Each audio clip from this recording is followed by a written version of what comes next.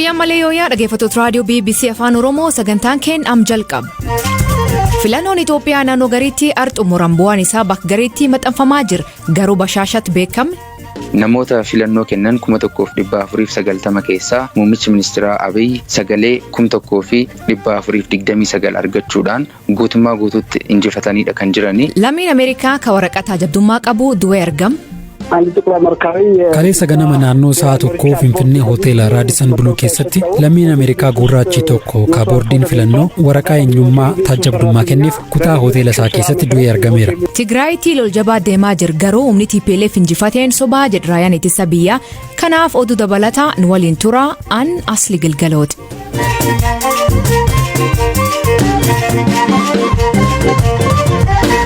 Dhaggeeffattootni oduutiin jalqabaanii Itoophiyaa bakka garagaraatti filannoon biyyaalessaa marsaa jaaffaa xumuram naannoo Sidaamaaf Gambeellatti sababa hanqina waraqaa filannoo sagalee kennachaa turan. Bakkeewwan sagalee kennuun kalee xumurameetti bu'aan filannoo sadarkaa buufata filannootti if godhamuu eegal. Ministeerri muummee Abiy Ahmad bakkitti dorgome buufata filannoo Bashaashatti sagalee hunda argachuu gabaasan keenya kaachi jiru yaadata biraanuu nu beesis. Haal jimmaan kee jiru. Buufata filannoowwan kaleessa irra naanna'aa ture keessa deemee akkamitti jirtu jedhee ilaaluuf yaaleen jira. Gariin isaanii dunkaana isaanii diiganii bu'aa sagalee itti kenname maxxansanii deemaniiti kan isaan jiranii. Gariin isaanii ammoo hanga naannoo sa'aatii 7:00 warreen kaleessa hiriiritti dheeratee ture sagalee amma reefuu lakkaa'anii xumuranii wayita isaan maxxansaa turanitti dhaqqabee argee jimmi haala akkanaa keessadha kan isheen ooltee jirtu. Jimmaatti ministeerri muummee lakkoofsi guddaan mo'atee jedhanii mee kan nuuf ibsi. Hayyee egaa ministeerri muummee godina Jimmaa magaalaa Bashaashaa bakka itti dhalattanittidha kan isaan dorgomanii kaleessa akkuma garree nuti yeroo isaan sagalee kennan achuma turre arginee jirra. Namoota 1490 keessaa muummichi ministeeraa Abiy sagalee 1429 argachuudhaan guutummaa guutuutti injifataniidha kan jiranii. Sagaleen hafan ammoo faayidaan ala jedhamuudhaan kan haqamanidha jechuudha. Sanaan ala morkattoonni isaa waliin morkachaa turan paartilee mormituu lamarraa sagalee hin arganne maayyuu Bashaashaa keessatti qofa. Egaa namoonni an dubbise wanta haalaan eegaa turre ta'uyyuu isaan injifachuu isaaniitti hedduu gammanneerraa jechuudhaan natti dubbatanii jiru. Ani Abbaayinish Taaddasan jedhama. Haadha sagalee guutuu argachuu isaatti baay'ee gammannee bakka afuun beenu isa dhugaa amma jedha. Baay'ee gammanne. Isaanirraa waa tokko shakkiin qabnu akka biyya keenya guddisanitti abdanna bakka abdii guddaa isaanirraa qabna.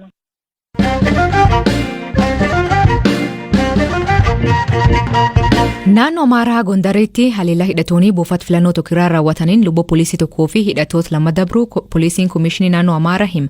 Gamkaaniin Shaawwa Lixaatti aanaa dirreen ciniitti haleellaa hidhattoonni qondala nageenya aanichaa irraa raawwataniin konkolaachisaan isaa yoo ajjeefamu qondalichi miidhamu bulchaan aanaa dirreen cinii BBC'tti himan.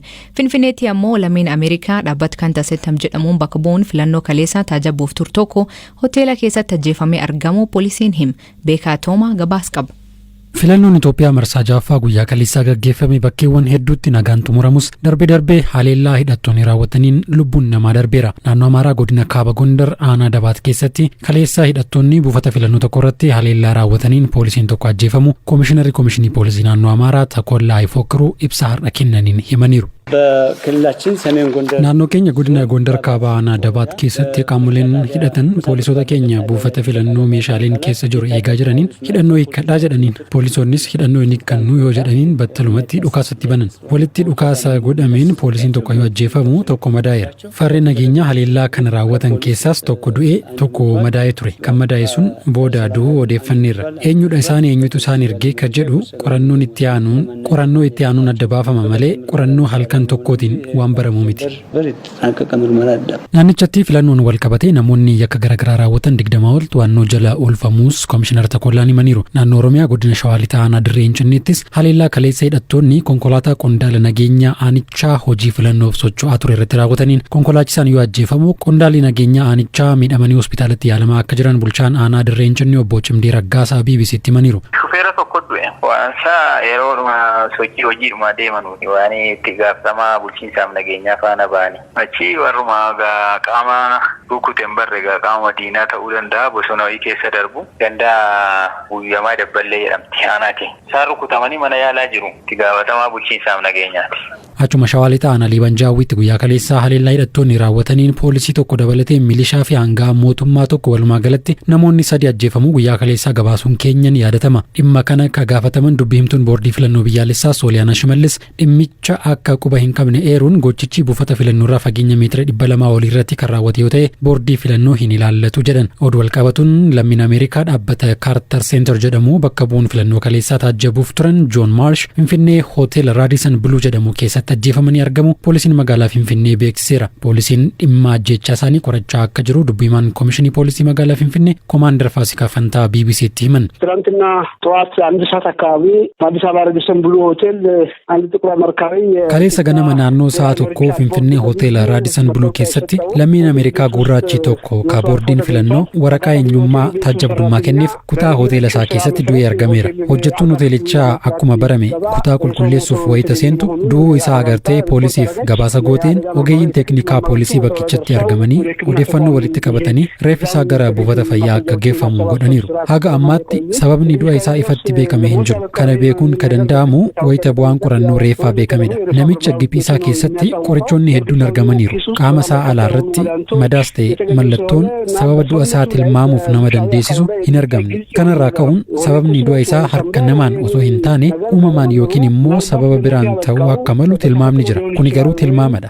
Sababa du'a isaa inni sirriin kan beekamu wayita bu'aan qorannoo reeffaa saayinsawaa ta'e beekamedha.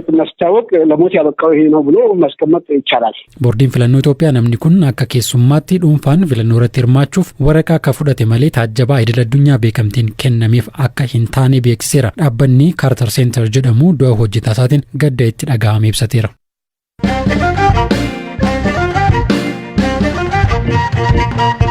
Dhaabbilee filannoo Itoophiyaa kalee taajaban keessa tokko ta'e ergamni taajabbii filannoo humna eeggat ba'aa Afrikaa isaaf filannoo biyyaalessaa Itoophiyaa karaa nagaa qabeessaa fi tasgabbaa ta'een adeemsifamee jedha.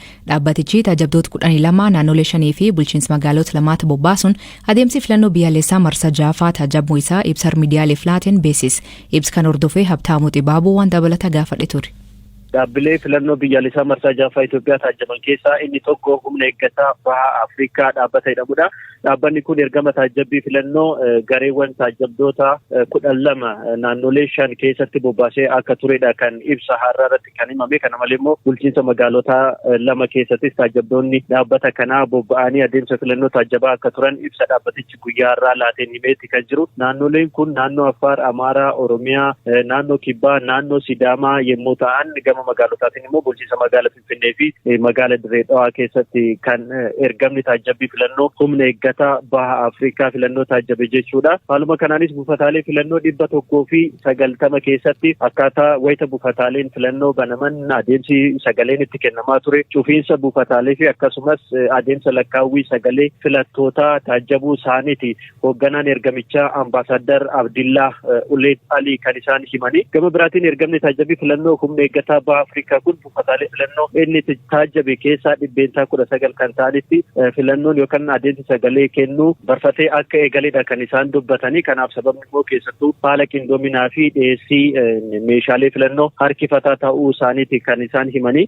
Gama biraatiin keessattuu hirmaannaan dubartootaa filannicha irratti yookaan gama sagalee kennuutiin qubsaa akka ture dubbataniiti kan isaan jiranii.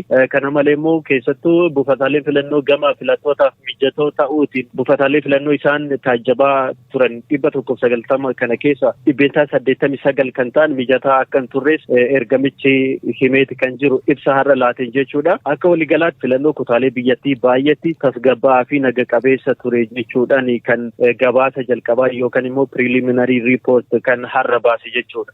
Isaan malee boodiin filannooleen ibsa kennitee jedhanii reefuu isaanii maan himan wanti haaraan isaan daran maan? Gorsituu dhimmoota kominikeeshinii boordichaa kan ta'an Sooliyaanaa Shimallis dhimma isaan ijoodha jechuudhaan kaasan keessaa inni tokko keessattuu adeemsa bu'aan filannoo toorawwan miidiyaalee garaagaraa irratti barreeffamaa yookaan itti ibsamaa jiru irrattidha kan isaan dubbatanii keessattuu odeeffannoowwan bu'aa filannoo ragaalee qabatamaa irratti hundoofne gama rogeeyyiitiin akkasumas namoota miidiyaalee hawaasummaa akka feesbuuk irratti hordoftoota baay'ee qabaniin ibsamaa akka turanidha kan isaan dubbatanii keessattuu bu'aa filannoo sadarkaa buufataalee filannootti maxxanfamu gabaasuu barreessuunis ta'ee yaada irratti wal jijjiiruun ni danda'ama jechuudhaan kan isaan kaasanii haa ta'u malee bu'aa filannoo buufata filannoo tokkotti maxxanfame ka'umsa gochuudhaan ragaa qabatamaa osoo hin qabaatin naannoo filannoo kanatti eebalutu mo'ate yookaan injifateedhanii barreessuun seeraan ala akka ta'e akkasumas dhorkaa fi yakka akka ta'e namoonnis gocha kanarraa akka of qusatan hubachiisanii yookaan akeekkachiisaniiti kan isaan jiranii. Galatoom Habtaamu. Aatillee galatoom.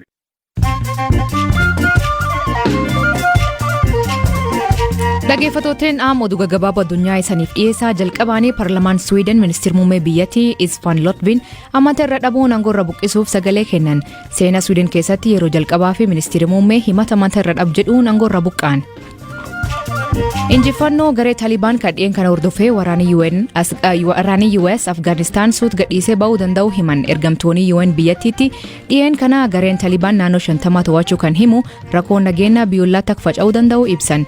US guyyaan waraana isaanii guutuutti bahan fulban 11 ta'ullee adeemsi jijjiiramuu danda'u himan.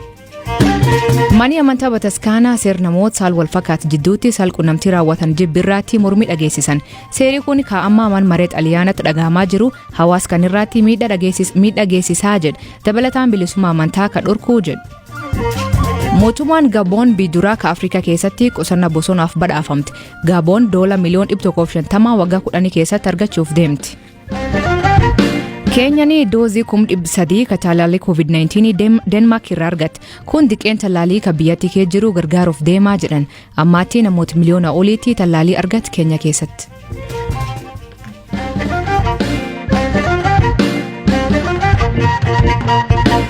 Lol jabaa guyyoota afran dabran kaabilit maqaleetti geggeeffameen injifawwan jajjabaa argachuu humni TPLF beesis. Lol kanaanii magaalota xixiqqoo kaab Tigraay to'annoo jala oolchuu fi loltoota raayyaa ittisa biyyaa hedduu boojiyuu himan. Raayyaan ittisa biyyaa Itoophiyaa dubbiso baatii jedha. Beekaa Toomaa gabaas qaba. Lafa gaarreen itti heddummatu kaaba lixa magaalaa Maqalee qollaa Tambeen jedhamuun beekamutti guyyoota afran darban lola jabaa godhameen booda injifannoowwan gurguddaa argachuu raayyaa ittisa Tigraay jechuun ka'uuf waamu humni TPLF hime. Humna kana Paarlamaan Itoophiyaa shororkeessaa jedhee labseera. Akka qondaaltonni TPLF jedhaa jiranitti lola guyyoota afran darban taasifameen raayyaa ittisa biyyaa Itoophiyaarraa miidhaa hedduun ga'eera. Loltoonni hedduun ajjeefamanii hedduun ammoo booji'amaniiru jedhu. Dubbii TPLF ka turan obbo Geetaachoo Raddaa dhaabbileen deeggarsaa loltoota booji'amaniif nyaata dhiyeessuun akka nu gargaaran jechuun Tiwiitarii isaanii irratti barreessan. Lola taasifameen Addigiraat dabalatee magaalotni kaaba Maqalee akka Wuqroo, Fireewayinii, Haawuzeenii fi Agule jedhaman to'annoo jala galfachuu humnooti TPLF ni himu. Magaalaan Wuqroo Maqalee irraa kiiloomeetira 40 qofa fagaattee argamti. Raayyaan ittisa biyyaa magaalota kanneen gadi dhiisee gara Maqalee godaanaa akka ture jiraattonni ijaan argan BBC'tti himaniiru. Raayyaan ittisa biyyaa Itoophiyaa garuu wanti qondaalonni TPLF jedhan kun guutummaatti sobaa jedha. Dhimma kana irratti ka dubbisne dubbi himaan raayyaa ittisa biyyaa Itoophiyaa ኮሎኔል ጌትነት አዳነ akkana jedhan. ሰሞኑን እንደሚታወቀው ሀገራችን የምርጫ ጉዳይ ነበር. Tibbana Itoophiyaan dhimma filannoo irra jirti. Kana gufachiisuuf dhimma hidha haaromsaas gufachiisuuf shororkeessaa akka ta'e TPLF fakkaattota isaa waliin ta'uun gocha shororkeessummaa ololarra darbe milishaa fi ijoollee sammuun hin bilchaanne of jala hiriirseen sochii gochaa ture. Naannoo qollaa Tambeen jedhamu walitti dhukaasuun tureera. Haa ta'u malee raayyaan ittisa biyyaa haala amansiisaa ta'een tarkaanfii fudhateera. Miidhaa jabaas qaqqabsiiseera. Jala muree kanan sitti himu gandi tokko yookiin magaalli tokko ka isaan to'atan hin jiru. Loltoota hagana boojinee jeneraal Ebelu jedhamu koloneel Ebelu jedhamu ajjeesnee qabne kan jedhan soba. Sobni isaanii dhuma hin qabu. Haguma isaan soban jala deemnee deebii kennuun nuffisiisaadha. Garuu kana hundeerraa dhabamsiisuuf warri ijoon qabamuu qabu jennee ኦፕሬሽኒ itti fufneerra. ዋነኞቹ መያዝ መቻል አለባቸው የሚል ስላለ ኦፕሬሽኑ ቀጥሏል። Dhaggeeffattoonni nagaa waaqa kee bulaa oraa bulaa deebana hangafamaa dambulaa.